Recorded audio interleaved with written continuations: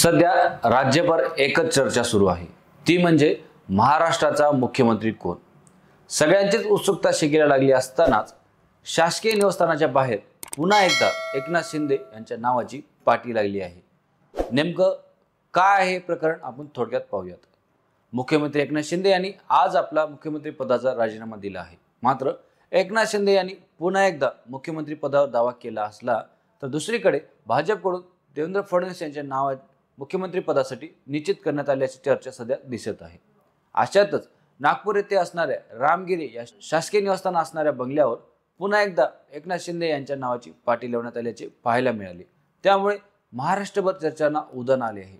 रामगिरी बंगल्यावर लावण्यात आलेली मुख्यमंत्री एकनाथ शिंदे यांच्या नावाची पाठी काढण्यात आली होती। मात्र एका मराठी वृत्तवाहिनीच्या बातमीनंतर त्याची दखल घेत पुन्हा एकदा रामगिरी बंगल्यावर एकनाथ शिंदे यांच्या नावाची पाठी लावण्यात आली आहे। विशेष म्हणजे महाराष्ट्राचा नवा मुख्यमंत्री कोण होणार याची उत्सुकता महाराष्ट्रातील जनतेला आहे आणि हीच उत्सुकता शिगेला पोहोचली असताना नागपूरच्या रामगिरी बंगल्यावरील पाठीतून नेमका राजकीय संकेत काय हा प्रश्न सगळ्यांना पडला आहे। याच्या उलट सुलट चर्चा नागपूरसह राज्यभर सुरू झाले आहेत।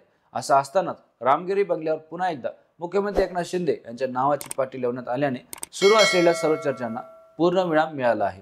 एकनाथ शिंदे यांनी राज्यपालांकडे राजीनामा दिला आहे। नवीन सरकार अस्तित्वात येण्यासाठी ती औपचारिकता असते, त्यांच्यावर काळजीवाहू मुख्यमंत्री म्हणून राज्यपालांनी पुन्हा एकदा जबाबदारी सोपवली आहे। आजपासून ते राज्याचे काळजीवाहू मुख्यमंत्री असतील। यानंतर आता येत्या काही दिवसात नव्या सरकारचा शपथविधी पार पडेल।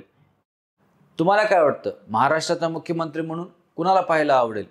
आपलं मत आपण कमेंटच्या माध्यमातून कळू शकता।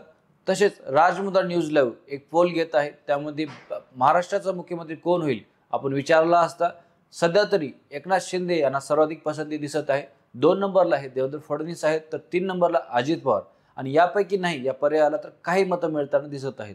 आपणही या पोलमध्ये सहभागी घेऊन आपलं मत घर बसल्या आपण व्यक्त करू शकता आणि राजमुद्रा न्यूज लाईव्हचे वेगळे सत्र पाहण्यासाठी चॅनलला सबस्क्राईब करा आणि पाहत राहा राजमुद्रा न्यूज लाईव्ह। धन्यवाद।